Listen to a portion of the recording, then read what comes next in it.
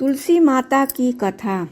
कार्तिक मास में सभी स्त्रियां तुलसी माता को सींचने जाती तो कोई धन मांगती, कोई पुत्र मांगती, कोई सुहाग मांगती।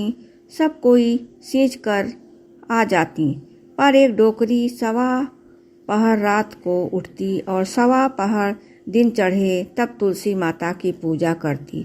तुलसी माता को सींच कर कहती है, हे तुलसी माता सत्य की दाता, मैं बिरला सींचूं तेरा तू कर निस्तारा मेरा।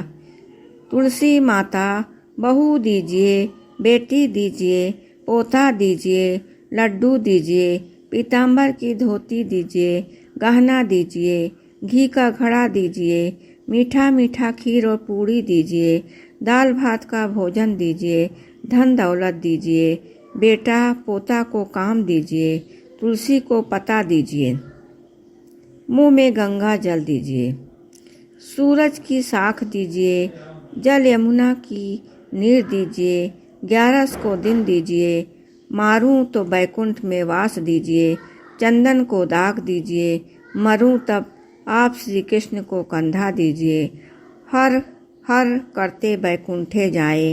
रोज इतना कहकर आती थी। उस डोकरी की इतनी सारी बातें सुन सुनकर तुलसी माता सूखने लगी। तब भगवान ने पूछा कि आपको सभी स्त्रियां आकर उगाती हैं और पूजा करती हैं, तो भी आप सूख रही हैं, ऐसा क्या हो गया? तब तुलसी माता ने कहा कि आप मेरे मन की बात को मत पूछो। तो भगवान बोले कि अगर मैं नहीं पूछूंगा तो कौन पूछेगा? तब माता तुलसी ने भगवान से कहने लगी कि एक डोकरी माई आती हैं और रोज इतनी सारी मन्नत मांगती हैं, पर मैं सभी मन्नत को पूरा कर दूंगी, फिर भी मैं आपका कंधा कहाँ से दूंगी? तो भगवान बोले कि जैसे नसीब में होगा वैसा ही होगा, आप सोचिए मत और हरे भरे होकर फूलिए। भगवान ने कहा कि जब वहाँ मरेगी तब मौके पर मैं और आप ही कंधा दे देंगे। आप सुबह जब वह पूजा करने आए तब कह देना कि सब कुछ तुम्हें मिल जाएगा। कुछ दिनों बाद वह ठोकरी ठोकर खाकर रास्ते में गिर गिर कर मर गई। पूरे गांव के लोग आए और डोकरी को सभी लोग धर्मात्मा मानते थे। उसको तुलसी जी की डोकरी कहते थे। उसके परिवार में कोई नहीं था, इसलिए गांव वालों ने ही उसके अंतिम संस्कार करने की योजना बनाई और उसे नहलाकर जब बैकुंठी पर बैठाने के लिए उसे उठाने लगे तो उसकी लाश इतनी भारी हो गई कि उसे कोई उठा ही नहीं पाया। तो उसे देखकर लोग ने तरह तरह की बातें करने लगे, कहने लगे कि यह इतना पूजा पाठ करती थी, हर समय माला फेरती थी, इसलिए यह इतना भारी हो गई है।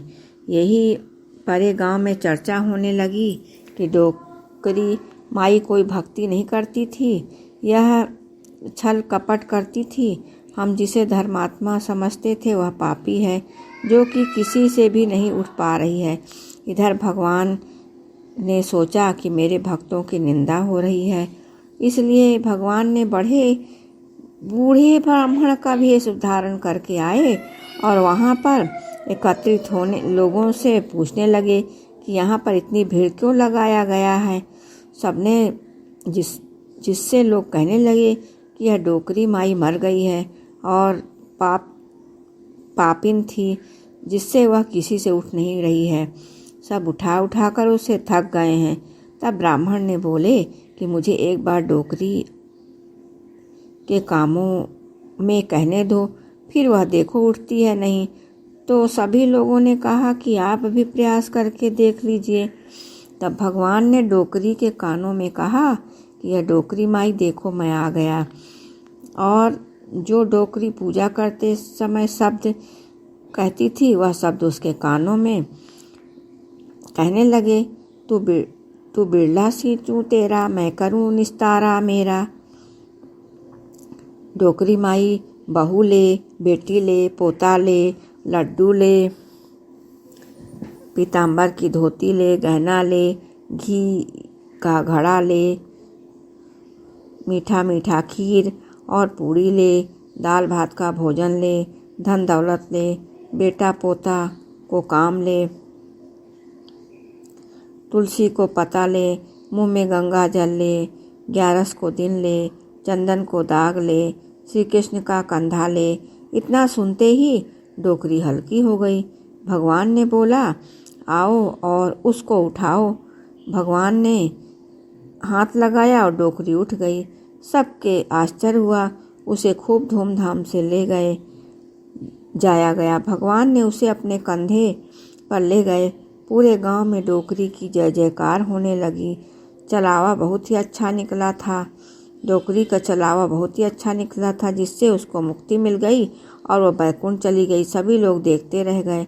सभी लोगों ने देखा कि मुर्दा घाट तक तो ब्राह्मण साथ ही आया था, लेकिन अब वह दिखाई नहीं दे रहा है, जिससे लोगों को समझ में आ गया कि यह भगवान ही आए थे और डोकरी माँ को लिए उठाने के लिए। डोकरी माँ की पूजा निश्चल थी। डोकरी माँ के उठाने के लिए भगवान आए। सबको यह जानकर बड़ी खुशी हुई और भगवान के प्रति श्रद्धा और शक्ति बढ़ गई।